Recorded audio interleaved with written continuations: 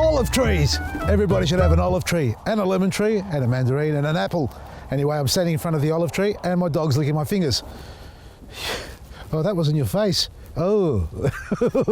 Anyway, back to the topic. I was joking about that anyway.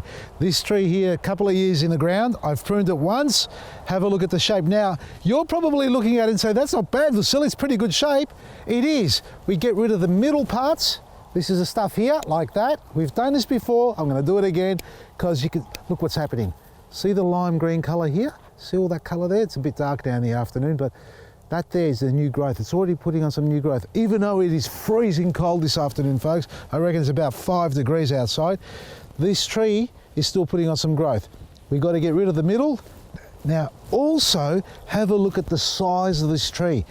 It's already up here, but we've got so much more growth coming in. If I was to leave all this little stuff here, it will turn into that over there. See the bushiness in there? Now that's great if you want to create a nice feature tree.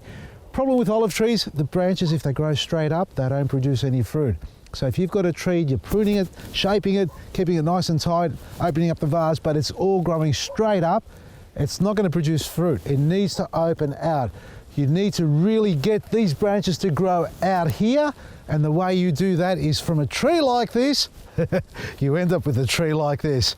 I've taken all these branches off. You can see that on the ground? That's what I've pruned off. This was up here as well, and I've taken it right down. The center's taken out, everything's opened up. Now, if you've got a keen eye, folks, you may have noticed something on the trunk there. We're looking at a little bit of red tape here, and a little bit of this is our tape tool tape that we use to tie plants up to framework.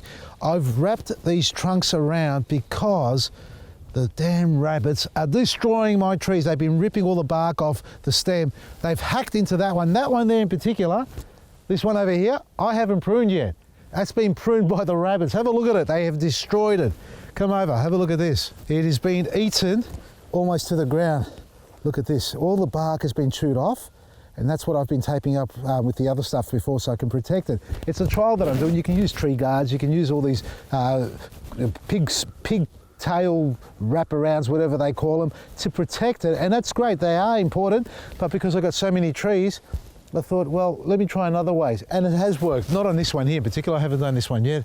I've done the first row and part of the second row, and I'm still pruning these ones down as well. And you can see, not that one here right next to me.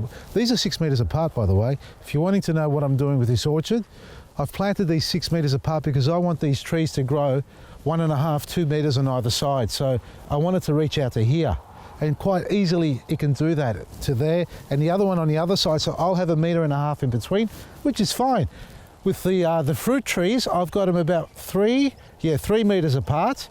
So when they do grow out, they'll almost be touching each other, which is perfect for me too. That's how I want them. Now, it is pruning time, folks. If you haven't done it already, you need to get onto it, especially for the older trees. This orchard here is still relatively young. It's only 3.5 years old, if that. I keep losing my dates. It's, what, is it 4 years old? No, it's 2.5. I've been told 2.5 years old. There you go. See, somebody's paying attention, not me. They don't have to be pruned so early. And why we don't have to prune so early is because I want a spring reaction to the pruning I do. So the closer I do it to springtime, the more the tree will react with growth. And I need to get that growth into the tree. Some of them have taken off really well.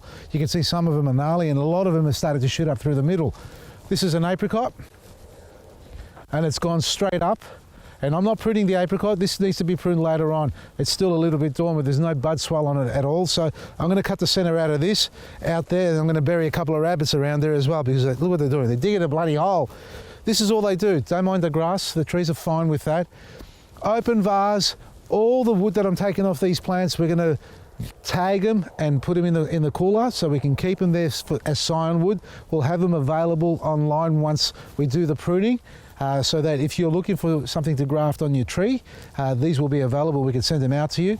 Plus, on the 24th of this month, July that is, we've got 2 grafting workshops being conducted at our store in Coburg. Go to our website, check it out so you can book your seats if you want to learn how to graft by the experts, folks. I'll be there as well and sharing my knowledge as much as I have on grafting and pruning and all that sort of stuff. Now, have a look at the trees. I'll give you a quick rundown of what I'm doing here.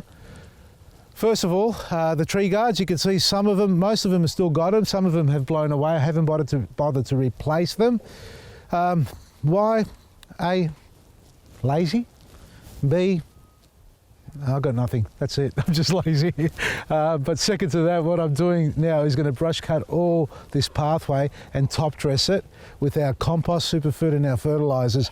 So it is time to start feeding. So you prune your tree, with a week or two later, by the end of the month, get your fertilizer into the ground so your trees are ready to start taking that up, because what you're going to see is growth in springtime, but what you can't see is the growth in the root system. So right now, well, not right now, by the end of the month, late July, early August, the roots of these trees, be it all the ground that you have, the space around it, will be starting to grow new feeders out there, looking for new nutrients and establishing a foundation better for the tree. So if you don't put the food in there now and you do it in September, October, it's a little bit late. The tree's already burst out, the roots have already grown out. So the roots grow first, then the tree does. Don't wait for the tree to grow or the plant to grow to feed it. You need to feed the roots, and then the tree will take it up. So when it grows stronger, better, bigger, beautiful, more fragrant, more flowers, more fruit, and all the stuff you need. Pick your favorite fertilizer. Just don't use anything synthetic. Think about it. Toxins, more toxins, that's all we're covered with. The world's talking about safety. Well, let's start talking about safety in the garden. You know, we're all worried about our health. Well, worry about the garden's health too, because that's where your food comes from. And if you're relying on external bodies, you're going to get something that you don't expect to be getting. So prune your trees, get onto it. These are young trees. I can prune late. I didn't finish that earlier. Older trees can be pruned, have to be pruned earlier, further away from springtime, so that they have time to settle down and put on more flowers for you. Prune it too late, they react and they grow more, less flowers. So get your secateurs, metho on them, tape them up around the trunk. It's nice, simple taping. Seems to work for the rabbits if you've got rabbit problems.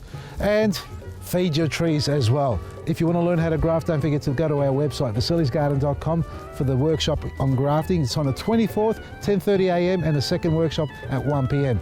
I'll see you there. In the meantime, enjoy your day. From me, Vasili, Baresi.